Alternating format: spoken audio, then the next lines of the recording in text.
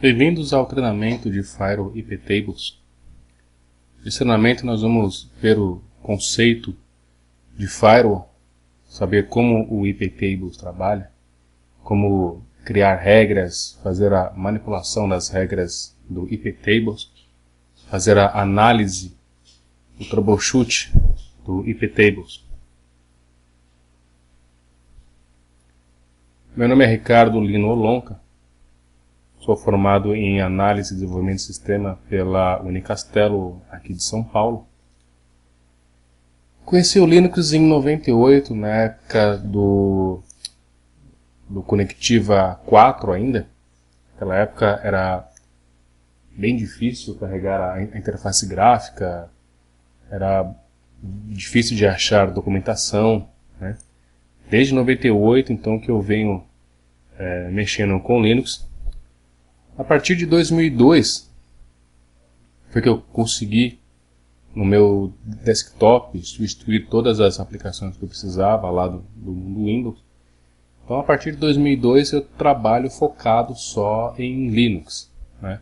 No meu desktop, no meu notebook, no micro da empresa, servidores, tudo Linux. Então, eu já tenho aí mais de uma década de experiência de uso diário do Linux. Comecei ali na COSESP, Companhia de Seguros do Estado de São Paulo, onde eu fiquei por 14 anos. Depois fui para a Consoft, uma empresa que dava suporte em Linux para empresas de médio porte. Passei pela Folha de São Paulo, onde fiquei alguns anos no núcleo tecnológico da parte de redação da Folha, onde mexia com proxy, com servidores web, com firewalls, com servidores de arquivo, FTP. Acho que foi o ambiente mais complexo que eu trabalhei, onde aprendi a trabalhar com Linux assim, aproveitar o máximo do hardware com o Linux. Passei alguns anos também na Atento, na parte do CGR, o núcleo tecnológico ali da Atento. Foi o maior ambiente de rede que eu trabalhei, aproximadamente 18 mil equipamentos em rede. Trabalhava com cerca de 160 firewalls, entre FreeBSD, Checkpoint e IP Tables. Também cerca de 60 a 70 proxies, a maioria Squid. Tive uma passagem pela Truaxis, que era uma empresa de consultoria de segurança, onde também trabalhava com suporte a grandes empresas do Estado, né, do governo federal também.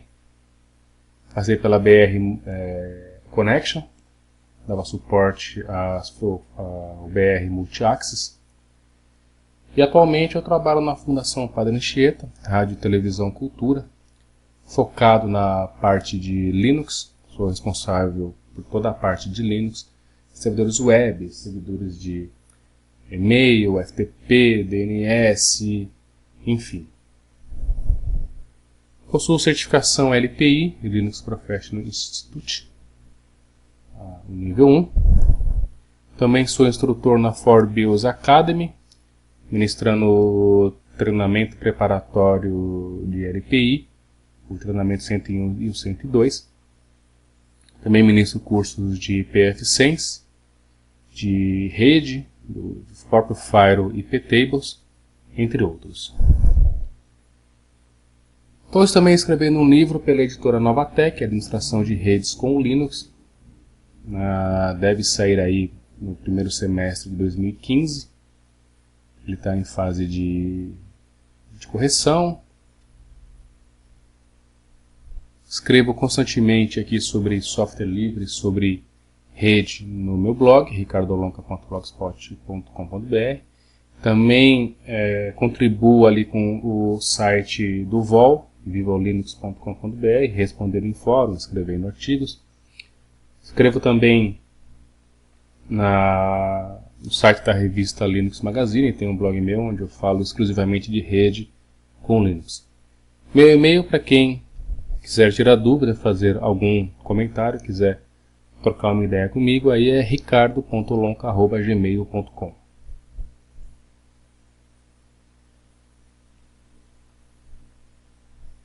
O que nós vamos ver nesse treinamento? Um pouco da definição de protocolo, o que é um protocolo, como funciona o protocolo TCP/IP.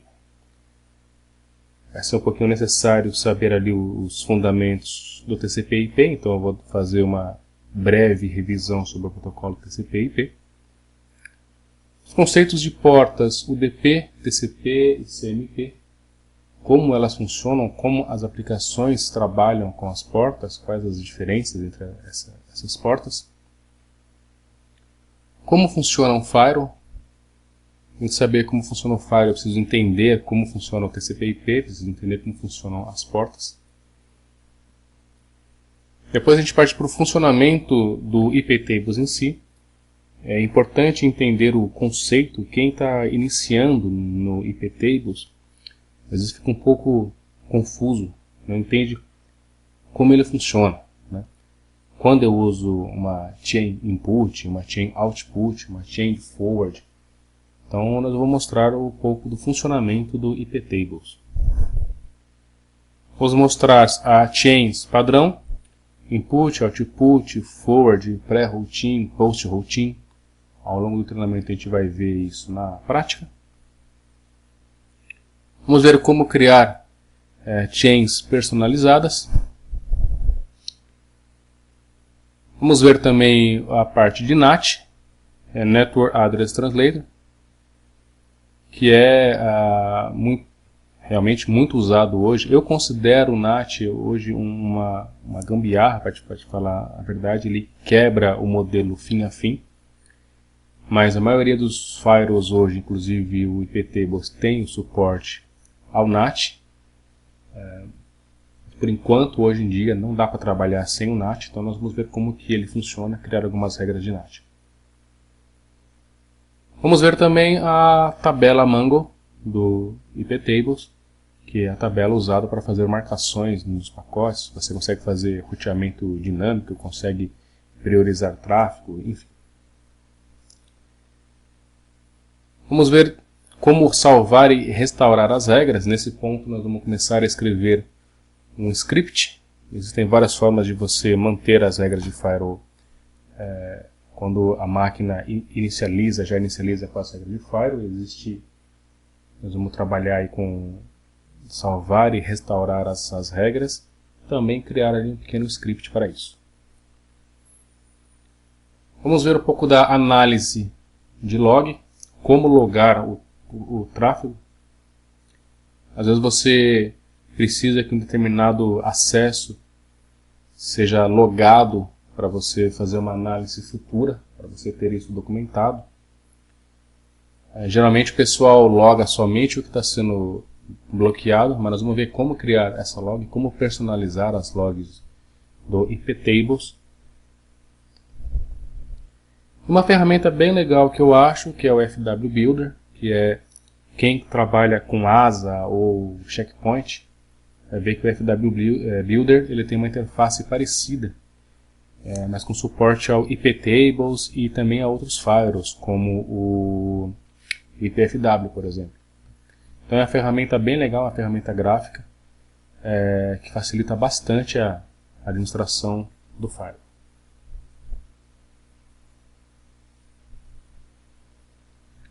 O que você precisa para fazer esse treinamento? Primeiro você precisa de conhecimentos em Linux. Eu já suponho que você conheça o Linux. Tá? Eu não vou entrar aqui nos pormenores de instalação, falar sobre distro, não. No treinamento eu vou usar o Debian, mas você pode usar qualquer distribuição. Mas como se instala o iptables, por exemplo, aí é cada um na sua distribuição. Eu vou usar o Debian, mas ficam à vontade para escolher a distro que vocês têm conhecimento. Facilidade para trabalhar na linha de comandos, no shell. Porque na linha de comando lá todas as distribuições são iguais, tá? São muito parecidas, muda pouquíssima coisa, então o que a gente vai ver na linha de comando serve para qualquer distribuição que você venha a trabalhar. E geralmente os firewalls de corporativos, né, não tem o ambiente gráfico, então a gente vai ver a parte de linha de comando. Ter o VirtualBox, Hyper-V, Zen ou qualquer outro virtualizador para a gente poder instalar as máquinas virtuais, simular um ambiente de um escritório de pequeno ou médio porte. Ou se você for um privilegiado, tiver aí máquinas sobrando, tiver um laboratório apartado aí na sua rede, se puder também ter máquinas reais, fica a seu critério, né? Já já eu mostro como vai ser a topologia que a gente vai trabalhar. Para quem quiser, tem aí o site do VirtualBox, eu coloquei o link para você baixar a versão do VirtualBox. E aí fica a seu critério. Ele tem VirtualBox para Linux, para Windows, para macOS. Também eu vou precisar de uma imagem ISO, ou então de um CD, DVD, de uma distribuição Linux. Eu coloco aqui o link da Debian. Eu vou trabalhar com a Debian. Tá? Então já é interessante que vocês tenham isso já instalado. Eu não vou mostrar a instalação dessas aplicações. Tá? Existe bastante tutorial pela internet. Mas fiquem a critério de vocês. Esta é a topologia que a gente vai trabalhar. O firewall na nossa rede, com 3 interfaces de rede, uma na internet, ou no caso, numa interface que simule a internet. No meu caso aqui, ele vai ter uma interface, a minha interface WAN vai ser a interface na rede real, né? Tem aqui uma interface no que eu vou chamar de DMZ, onde eu vou ter um servidor web, um servidor FTP, enfim. E uma outra interface no que vai ser a minha rede LAN. Então, essa é a topologia. Quem for virtualizar vai precisar ter aí 3 máquinas virtualizadas. Dependendo do caso, dá para fazer com 2 máquinas virtualizadas.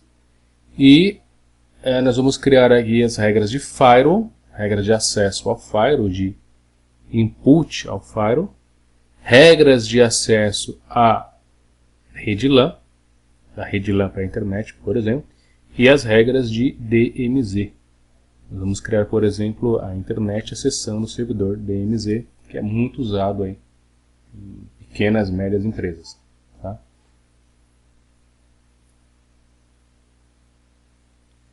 Eu vou mostrar para vocês o que eu vou fazer no VirtualBox. Tá? Eu aconselho a fazer para esse treinamento. Tá? Não é obrigatório, mas é interessante fazer. Primeiro nós vamos desabilitar o DHCP do VirtualBox. Nós vamos trabalhar sempre com IPs fixos. Tá? Então nós vamos criar uma máquina Linux com 3 interfaces, como eu expliquei na topologia passada. Uma WAN em modo bridge. A LAN em modo rede interna, ou seja, esta LAN não vai ter contato nenhum com a minha rede física. Uma DMZ em modo rede do hospedeiro. Ela vai ter naquela interface 192.168.56 que o VirtualBox cria por padrão.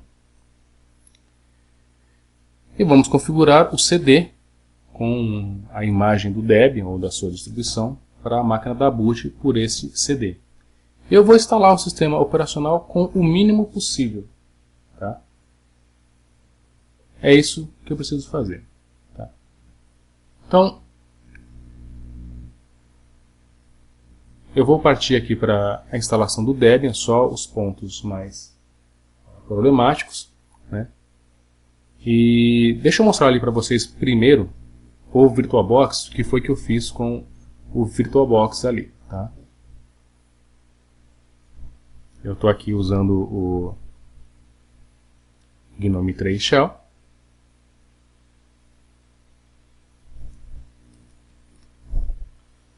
Vou abrir aqui o VirtualBox.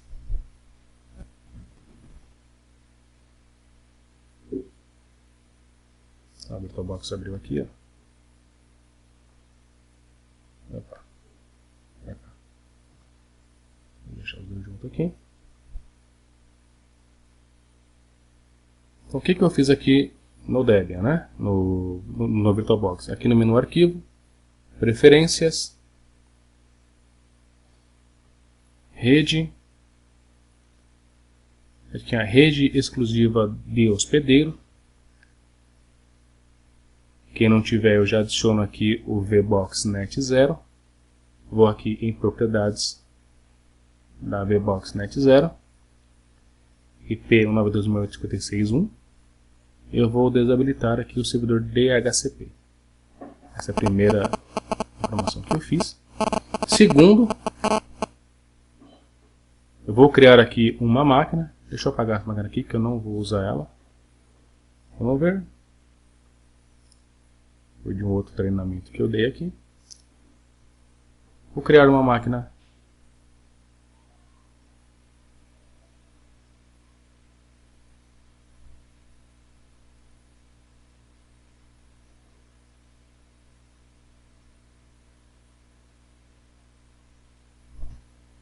Essa tela abriu em outro lugar aqui.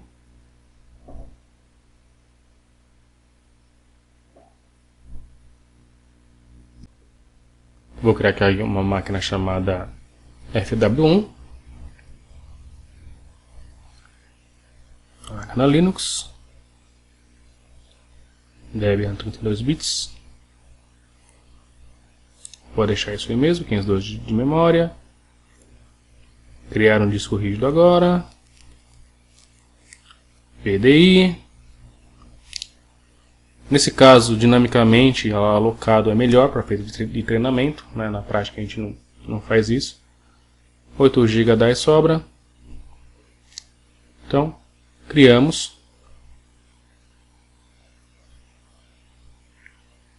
A parte de rede, a primeira rede, como eu falei, vai ser em modo bridge. Que ela vai estar na minha rede real. Vai ser a minha WAN. A rede 2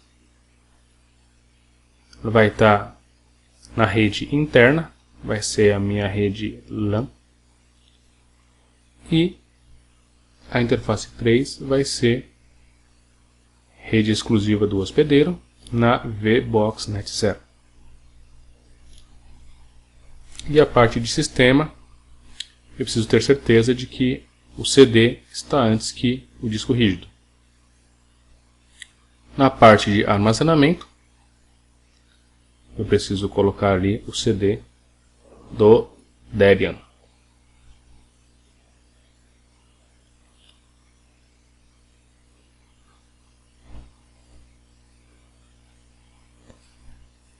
Então eu preciso baixar o CD do Debian aqui.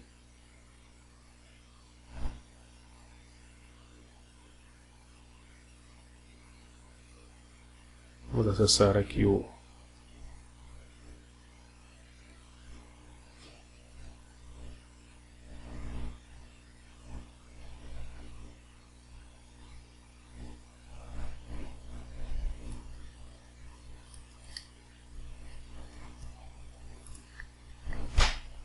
então debian.org, imagens de CD. Aqui eu tenho baixar as imagens de CD usando HTTP. O CD é estável. Minha arquitetura i386 DVD. Eu vou baixar o CD, que é mais rápido. Então, se você já tiver aí, só o CD número 1. Só baixar esse CD.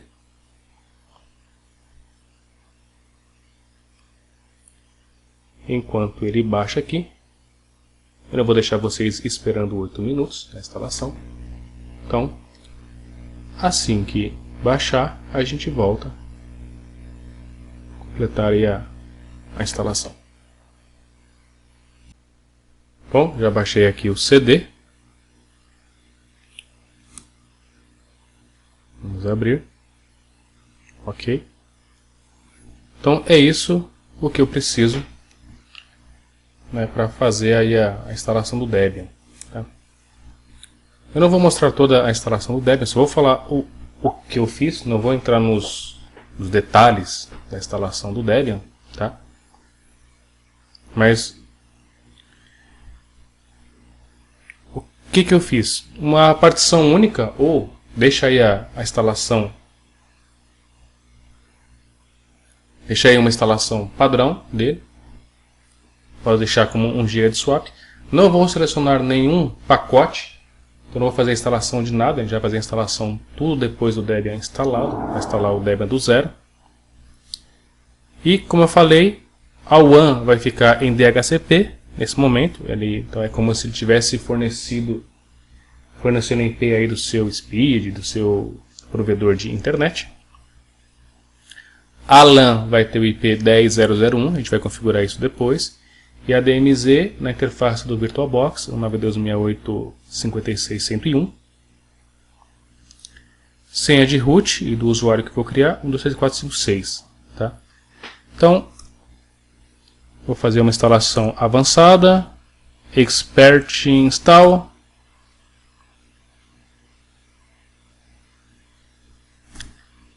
Linguagem, português, Brasil, brasileiro, detectar e montar o CD, não tenho USB, continuar, carregar, só para ganhar tempo aqui eu vou carregar tudo que o CD tem, bem que eu não vou usar tudo.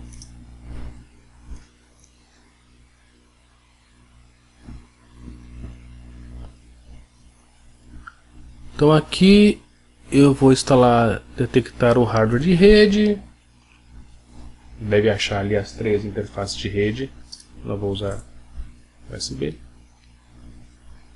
já tirei isso aqui.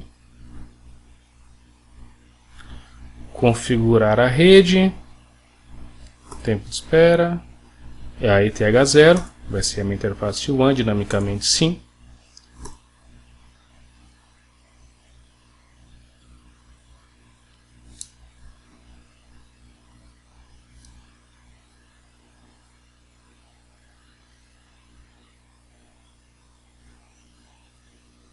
A máquina vai se chamar FW1, domínio minha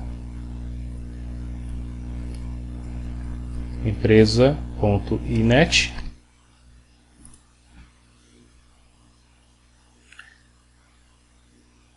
escolher o repositório HTTP, da onde ele vai pegar os pacotes, não tem um proxy na minha rede. Senha, como eu falei, senha sombra sim. Permite login de root sim, 1, 2, 3, 4, 5, 6. 1, 2, 3, 4, 5, 6. Criar conta agora sim, eu vou criar o usuário Ricardo. 1, 2, 3, 4, 5, 6. 1, 2, 3, 4, 5, 6. Configurar o relógio. Eu vou usar o a.ntp.br. São Paulo. Detectar os discos.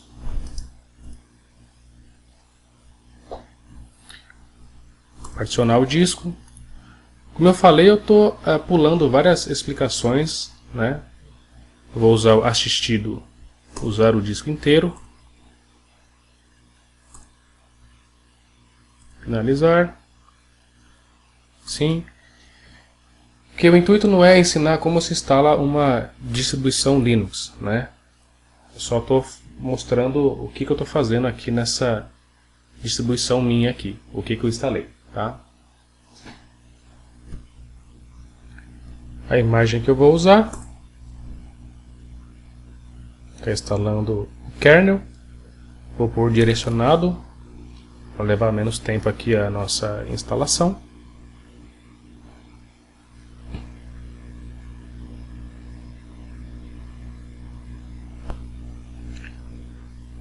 Então, configurar o gerenciador de pacotes. Ele vai ler o CD, ler outro CD não, ler espelho de rede sim, HTTP, Brasil, FTP, não tem o proxy. Agora ele está indo lá na internet, buscando a relação dos pacotes que existe lá. Usar programas não livres, sim. Ele vai baixar a relação desses pacotes. Vê que as partes demoradas eu vou pulando, né? Eu vou adiantando, para justamente não ficar esperando aí, consumindo o vídeo aí, tá?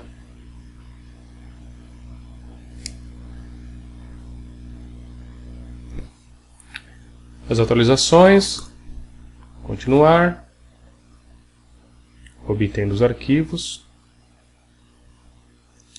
E já ele vai abrir uma tela para mim perguntando o que eu quero instalar. Ó, selecionar e instalar o software. Você já tem que fazer a instalação básica para a gente.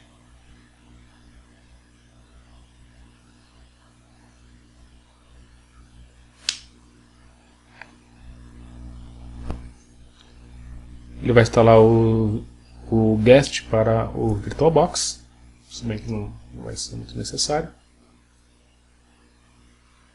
Na verdade, essa tela só apresenta porque eu estou instalando dentro do VirtualBox.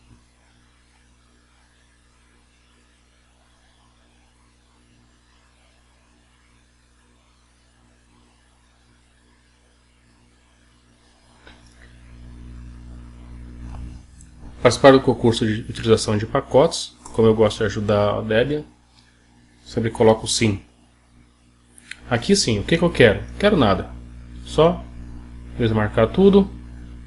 A gente vai instalar o que precisar manualmente depois, justamente para fazer essa instalação mais rápida, instalar o que eu não preciso, né? Essa é a típica instalação que eu faço mesmo em servidores mesmo, tá?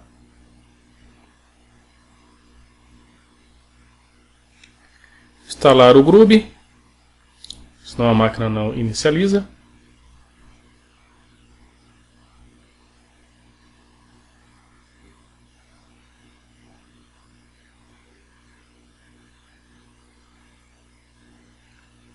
No inicialização do disco, sim, onde eu quero gravar o Grub, que é no /dev/sda. Finalizar a instalação. O meu Debian está instalado. O relógio do sistema está no UTC. Concluir.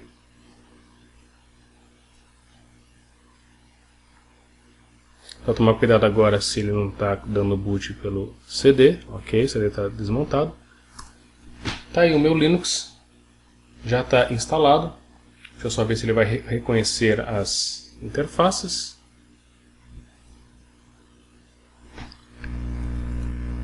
Root 1, 2, 3, 4, 5, 6. Tá lá as minhas 3 interfaces. IP ADDR. Tá lá ETH0 com o 92.68.1.2. Ele está com o IP da minha rede real. Tá? Então já fiz essa instalação do que a gente precisa. Já já a gente entra na parte de configuração da minha rede. Vamos entrar um pouco aí agora na revisão do protocolo TCP/IP. Aí eu falo um pouco do TCP/IP versão 4 e da versão 6. O TCP/IP, o IPv6, ele tem 32 bits de endereçamentos. São cerca de 4 bilhões de endereços IPs. Então ele já traz vários problemas aí de limitação de endereço, que a ideia era que cada um no mundo tivesse um IP. Isso já não é mais possível com o protocolo IPv4. E devido a essa limitação, foi criado aí algumas endereços privados que são usados só na rede interna. Eu já vi gente usando na rede interna IPs tipo 111, 112, 113. E nós vamos ver aí os endereços que são privados, são endereços usados em redes locais. Tá? Esse é o correto.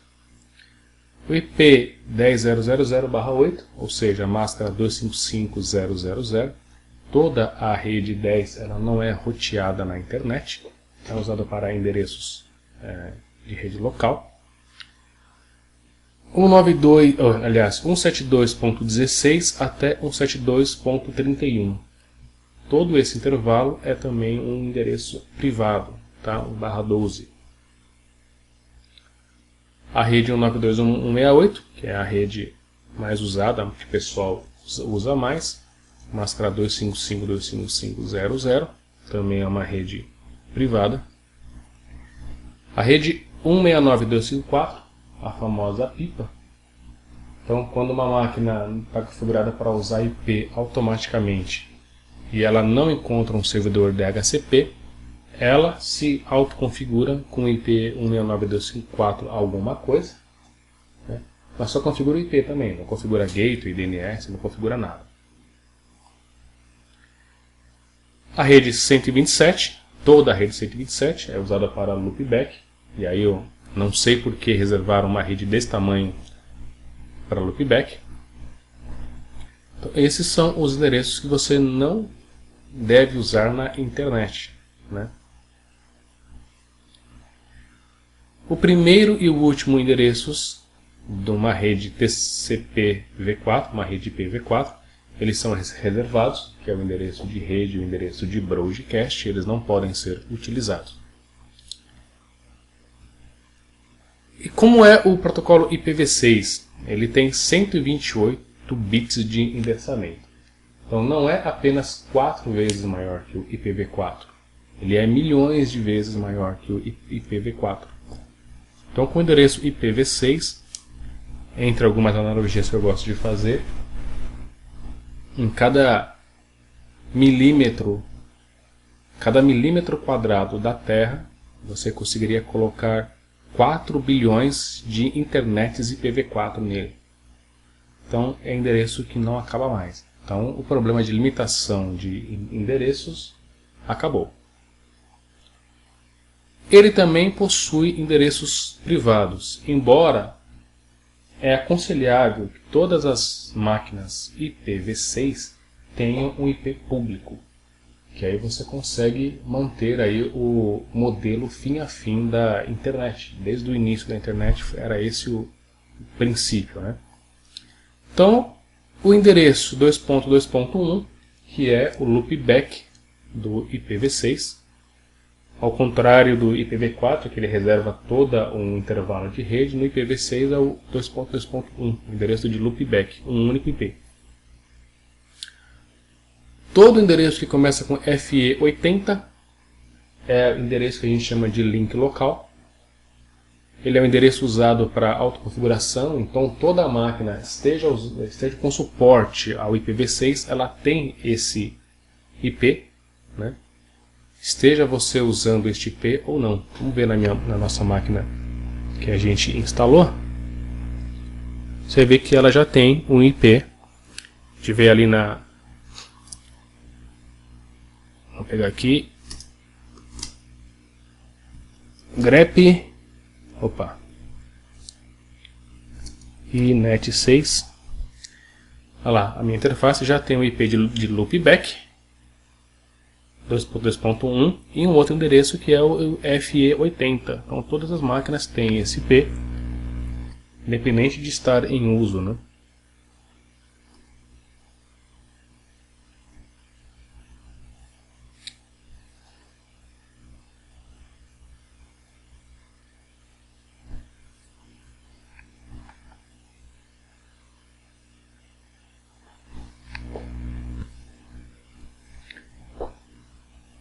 Outro endereço é o FC00. Esse sim não é um endereço de autoconfiguração, mas é um endereço que pode ser usado para comunicações locais. Seria ali o equivalente a 192.168, né? O FE80 seria o equivalente a 169.254, a pipa.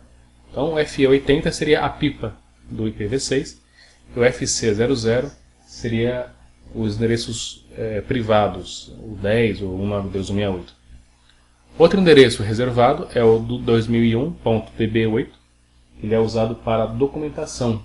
Então, todo livro que você vê sobre IPv6 que vai falar sobre IPs públicos, ele vai usar o IP 2001.db8. Então, você não pode usar esses IPs.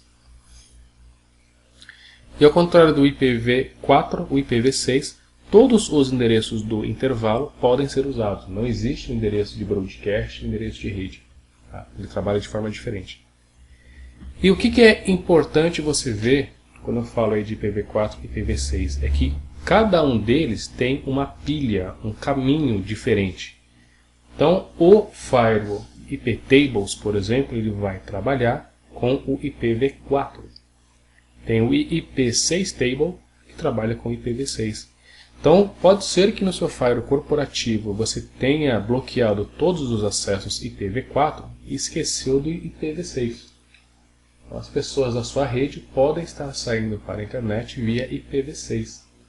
Então, lembre-se disso, que daqui para frente você vai ver muito mais redes dual stack, ou seja, com dois protocolos de rede, o IPv6 e o IPv4, e que ao contrário do que o pessoal pensa, não é uma nova versão, né? A versão 6 não é uma nova versão do IPv4. O TCP IPv6 ele é um novo protocolo totalmente diferente. Então, nesse momento, você vai ter redes com protocolos IPv4 e com protocolo IPv6. Então, tomem esse cuidado. Sempre você faz uma liberação ou um bloqueio no IPv4, verifica se isso também existe lá no IPv6. Apenas, eu pus até entre aspas, apenas 13% dos endereços públicos IPv6 estão disponíveis para o uso. Eu acho que vai demorar para eles aumentarem esse valor, porque 13% dá para você colocar qualquer dispositivo eletrônico existente no mundo hoje. Tá? E ainda sobra um monte. Então, configuração de rede. Nós fizemos a instalação das interfaces do firewall. Vamos ali deixar elas prontas. Vamos configurar a interface do nosso firewall. Né? Configurar o DNS. E testar um ping cada uma das nossas interfaces. E vamos começar a ver também o TCP dump, esses pings passando pelo TCP dump, tá? Ver se tem mais alguma coisa, não. É isso aí. Então, vamos lá. Capturar. Ok. Quem tiver dúvida de como que veio aí a configuração de rede manual, tá? Você pode dar um man interfaces. Ele dá um ótimo exemplo aqui, ó. Desce. Já tem um exemplo bem legal aqui, ó. eFace, ETH0, init e como deve ser feito esse serviço, né? Essa configuração. Então eu vou abrir aqui um outro terminal. Opa, digitei a senha errada aqui. Oh meu Deus.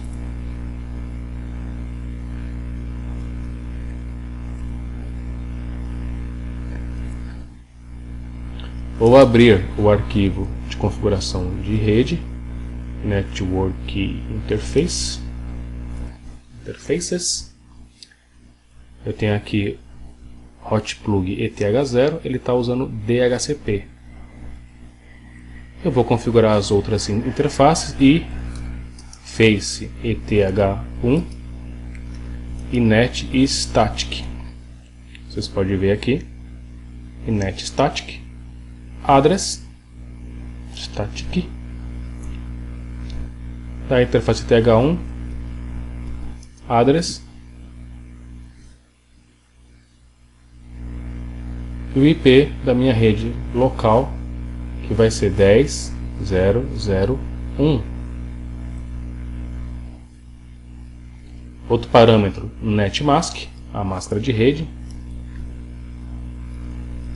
255.255.255.0. Não vou usar mais nenhum outro parâmetro, só esses. Eu vou colocar a nossa segunda interface, ETH2. inet, que é IPv4, static e address, o IP da nossa DMZ, que vai ser 192.168.56.101 net mask 255.255.255.0. Só vou completar aqui o allow hotplugit, que eu vou usar aqui. Opa, aqui, né? ETH1, ETH2, ou seja, quando houver link, essas máquinas, essas redes vão assumir esses IPs. Vou salvar o arquivo e reiniciar a interface de rede. Networking Restart. E fconfig, não subiu. E fconfig, oh meu Deus. E fconfig ETH0 up, ETH1 up, ETH2 up, e fconfig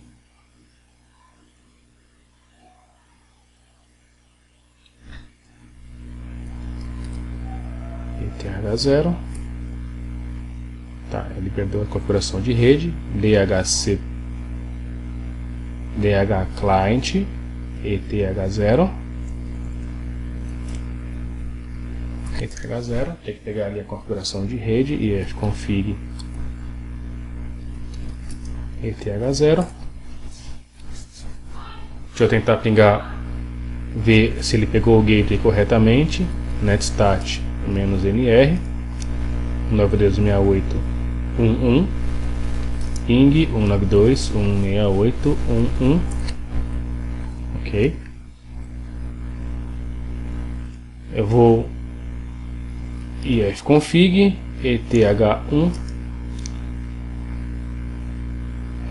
10.0.0.1 netmask 255.255.255.0 ifconfig ETH2 192.168.56.101 netmask 255.255.255.0 ifconfig ETH1 ETH2. Eu não sei se a minha interface do VirtualBox já está de pé. Vou tentar pingar 56.1. Já está pingando. Então eu estou pingando a minha interface da minha máquina real e estou pingando também o meu gateway, como vocês viram aqui. Cadê? Aí, o 1 é o meu gateway da rede. Como é que está o meu resolve.conf? Está lá o meu DNS. Uma coisa que a gente vai ver com frequência durante o curso, apesar de não ser um curso de TCP/dump, mas o TCP/dump ajuda a gente a fazer essas análises, né? Por exemplo, deixa eu abrir aqui o Ctrl Alt F1. Quero monitorar o que está passando. Eu não tenho o TCP/dump, né? Então eu vou instalar o TCP/dump, apt-get install tcp/dump. Tem um L a mais aqui.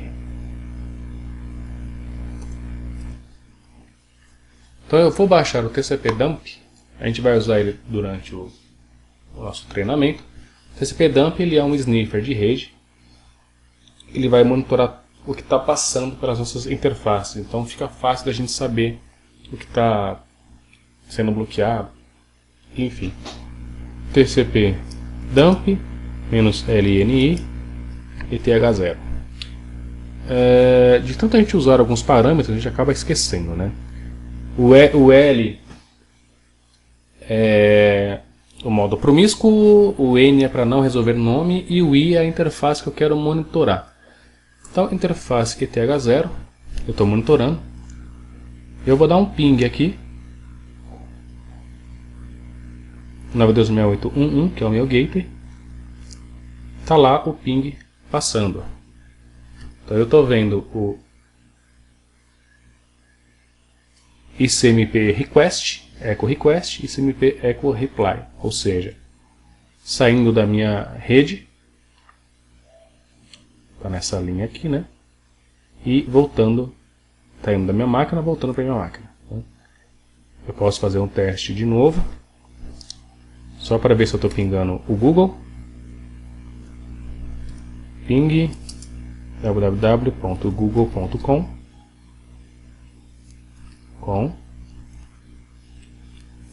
monitorando, pingou, e eu vejo aqui o echo request, o echo reply, e eu tenho aqui em cima, não vai dar para mostrar, vamos ver se consigo mostrar com o page down. Não vai dar para mostrar a resolução de nome. Então o meu firewall está pronto, ele está devidamente configurado, as interfaces estão pingando, então está tudo correto. Tá?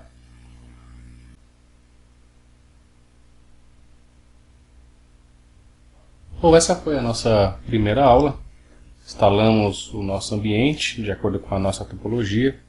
Instalamos o sistema operacional, configuramos as interfaces, testamos com ping, mostramos o conceito aí do protocolo TCP/IP, o V4 e o IPv6, assim, de uma forma bem resumida. Né?